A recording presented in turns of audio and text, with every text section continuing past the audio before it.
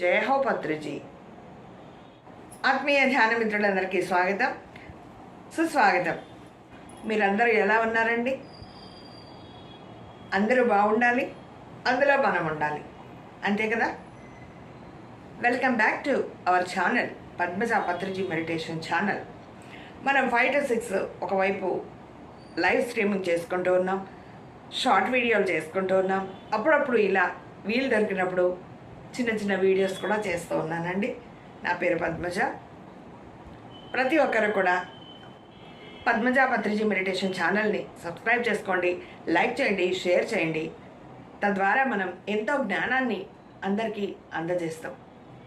ఈ విశ్వ కళ్యాణానికి, ఈ లోక కళ్యాణానికి మనము ఎంతో చక్కగా మనకు తెలిసిన జ్ఞానాన్ని ఈ మీడియా ద్వారా సాంకేతిక రూపంలో అందజేస్తూ ఉన్నాం. ఈ విశ్వ కళ్యాణంలో ఇంకా చాలామంది ఆధ్యాత్మికత అనే పదానికి అర్థం తెలియక చాలామంది దినచర్యలో మెకానికల్ లైఫ్లోనే ఉన్నారండి. ఆధ్యాత్మికత అంటే అంతరంగ శాస్త్రం. మనం అంతరంగంలోకి మనలో మనం అంతర్లీనంగా మనలో మనం మమేకమై లోపలున్న ఆ జ్ఞానాన్ని మనం తెలుసుకుని మనోశక్తి ద్వారా మనం ఆత్మ వేరు శరీరం వేరు అనే జ్ఞానాన్ని మనం ధ్యానం ద్వారా తెలుసుకుంటూ ఉన్నాం. మరి మనందరం కూడా ఆధ్యాత్మికతలో భగవద్గీత, పురాణాలన్నీ, రామాయణము, కావ్యాలు, వేమన శతకాలు అన్నీ చదువుకుంటూ ఉండాలి. ఆ చదువుకోవటం, ఆ జ్ఞానం తెలియటం మనకి ఎంతో ఇంపార్టెంట్. మరి మనం ఇప్పుడు అష్టావక్రుడు అనే మహర్షి గురించి తెలుసుకుందాం. బాహ్య సౌందర్యం కన్నా అంతర్ సౌందర్యం గొప్పదని తన నడవడికతో చెప్పకనే చెప్పారు. చెప్పిన మహిమాన్వితుడు అష్టావక్రుడు. అష్టావక్రుడు గొప్ప శక్తి సంపన్నుడు, విద్యాశక్తి సంపన్నుడు. ఇతని తండ్రి పేరు ఏకపాదుడు అనే బ్రాహ్మణుడు. ఈయనకు కహోలుడు అని ఇంకొక పేరుంది. ఇతను నిరంతర తపోనిరతుడు, వేదవేత్త. ఉద్దాలకుడి చెల్లెలైన సుజాతను పెళ్లి చేసుకున్నాడు. ఏకపాదుని దగ్గరకు ఎందరో బ్రహ్మచారులు వచ్చి అధ్యయనం చేస్తూ ఉండేవారు. శిష్యకోటితో కాలక్షేపం చేస్తూ భార్య సుజాతతో కలిసి జీవించసాగారు ఏకపాదుడు. సుజాత గర్భవతి అయింది. అష్టావక్రుడు తల్లి గర్భంలో ఉన్నప్పుడే తన తండ్రి ఏకపాదుడు తన శిష్యులచే నిరంతరం కూడా ప్రతిరోజు వేదాధ్యయనం చేయించడం లోపల నుంచి విన్నాడు. తండ్రితో ఇలా పలికాడు, తండ్రి నిరంతర వేదాధ్యయనం శిష్యులందరినీ కూడా మీరు చాలా బాధ పెడుతూ ఉన్నారు, బాధించుచున్నారు, అందువలన వారి ఆరోగ్యం పాడవుతుంది అని తండ్రికి చెప్పాడు. ఆ మాటలకు తండ్రి ఏకపాదుడికి కోపం వచ్చింది. నేను ఏదైతే వాళ్ళకు చెప్తున్నానో నా అధ్యాపకతను నువ్వు దాని గురించి వక్రభాష్యం చేశావు, వక్రంగా పలికావు, కావున 8 వంకరలతో నువ్వు జన్మ తీసుకుంటావు అని భార్య కడుపులో ఉన్న తన కుమారునే శపించాడు ఏకపాదుడు. తల్లి గర్భంలో ఉన్నప్పుడే తండ్రి ఏకపాదుడు శపించాడు. కొంతకాలానికి అష్టావక్రుడు పుట్టకముందే భార్య కోరిక మేరకు ధనార్జనకు జనక మహారాజు సభకు వెళ్ళాడు ఏకపాదుడు. ఆ సభలో వరుణుడి కుమారుడైన వంది చేతిలో ఓడిపోతాడు ఏకపాదుడు. పందెం ప్రకారం ఓడిన వారు జలమజ్జితులై ఉండాలి. అంటే నియమం ప్రకారం ఆ ఓడిపోయిన వారు ఏకపాదుడు జలములందు ముంచివేయబడ్డాడు.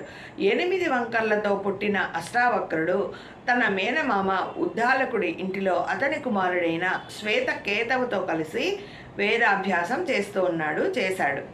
ఒక సందర్భంలో శ్వేతకేతువు మాటలతో కోపం వచ్చి అష్టావక్రుడు వెంటనే తన తల్లి దగ్గరకు వెళ్ళి నా తండ్రి ఎవరు అని, ఎక్కడ ఉన్నారు అని అడిగారు.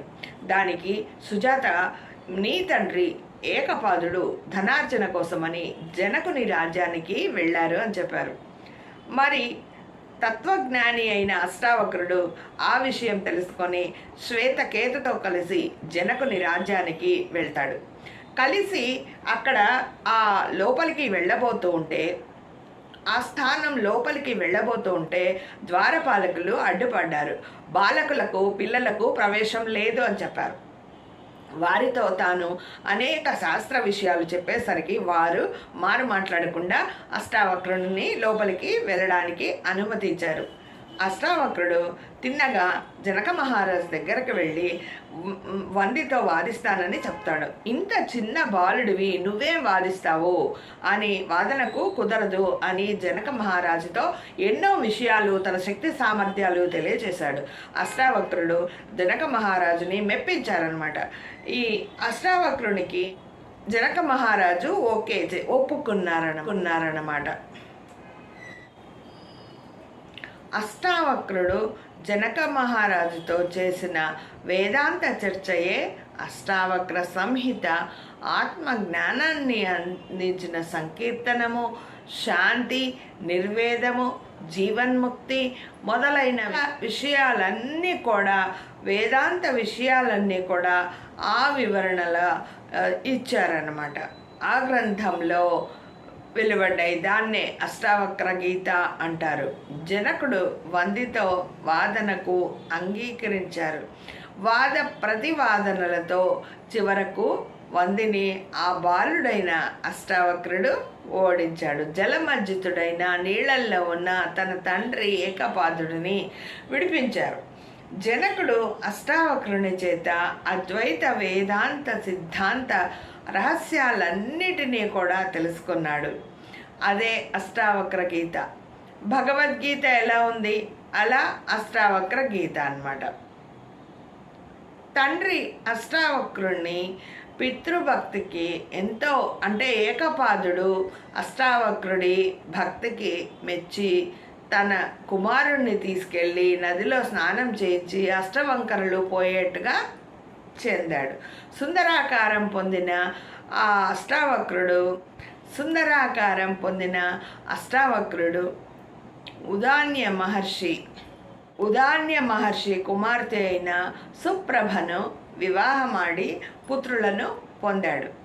ఆదర్శప్రాయమైన గృహస్థాశ్రమాన్ని సాగించాక అష్టావక్రుడు పుష్కర తీర్థంలో తపస్సు చేసి మనస్సు పరమాత్మ యందు లయం చేసి శ్రీకృష్ణుని దర్శించి ఆయన పాదములపై పడి మరణించి భూలోకమునకు పోయి మోక్షమునకు పొందాడు.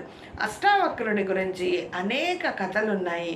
ఒకనాడు అష్టావక్రుడు జలమధ్యంలో ఉండగా ఈతని కురూపమును చూసి రంభాది అప్సరసలు నవ్వారట. అలా నవ్వినందుకు వారు దొంగలచే పట్టుపడతారని అష్టావక్రుడు శపించాడు. అనంతరం క్షమించమని వారు వేడుకోనగా నృత్య గీతములను అష్టావక్రుడి ముందర చేసి పాటలు పాడి వినిపించారు. అందుకు సంతోషించిన అష్టావక్ర మహర్షి మీకేం కావాలి అని కోరుకోమని అడగగా వారందరూ కూడా విష్ణుమూర్తితో పొందును కోరారన్నమాట. అయితే వారి కోరికను విన్న అష్టావక్రుడు ద్వాపర యుగంలో కృష్ణావతార కాలంలో మీరందరూ గోపికలుగా జన్మించి అతనిని పొందగలరు అని పలుకుతారు. ఈయన అనుగ్రహం కారణంగా గోపికా రూపులైన కృష్ణుని భార్యలుగాను, శాప కారణంగా కృష్ణ నిర్యాణానంతరం సముద్రము ద్వారకను ముంచేస్తుంది కాబట్టి కృష్ణుని ఆజ్ఞ ప్రకారం అర్జునుడు కృష్ణుడి భార్యలైన వీరందరినీ సురక్షిత ప్రదేశానికి తీసుకెళ్తున్నప్పుడు మార్గ మధ్యంలో దొంగల చేత వీరి నగలన్నీ అపహరించబడతాయి, సర్వం కోల్పోతారు. అంత ధీరుడైన అర్జునుడు దొంగల చేతిలో ఓడిపోయి ఏమి చేయలేని స్థితికి చేరతాడు. పూర్వజన్మలో అష్టావక్రుడు దేవలుడు. ఈతడు మాలావతిని వివాహం చేసుకొని సంతానం పొంది విరాగి అయి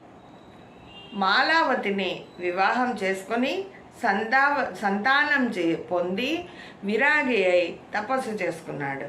అతని తపస్సుకు వేడి పుట్టి ముల్లోకాలను బాధించసాగింది. ఇంద్రుడు దేవులని తపస్సుకు భగ్నం చేయాలని రంభను పంపితే అతడు చలించలేదు. అందుకు రంభ కోపంతో మరుజన్మలో నీకు అష్టవంకరులవై పుడతావు అని శపించింది. ఆ శాప విమోచనం తెలియజేసి పశ్చాత్తాపడి దేవలోకానికి వెళ్ళిపోయింది. పురాణాలలో రకరకాల కథలు అష్టావక్ర మహర్షి మీద ఉన్నాయి. ఆ దేవుడే ఈ అష్టావక్రుడు. తండ్రిని జలబంధం నుండి తరింపచేసిన దివ్య మహిమోపేతుడు, అతి తేజస్వి, లోకపూజితుడు అష్టావక్రుడు. Thank you.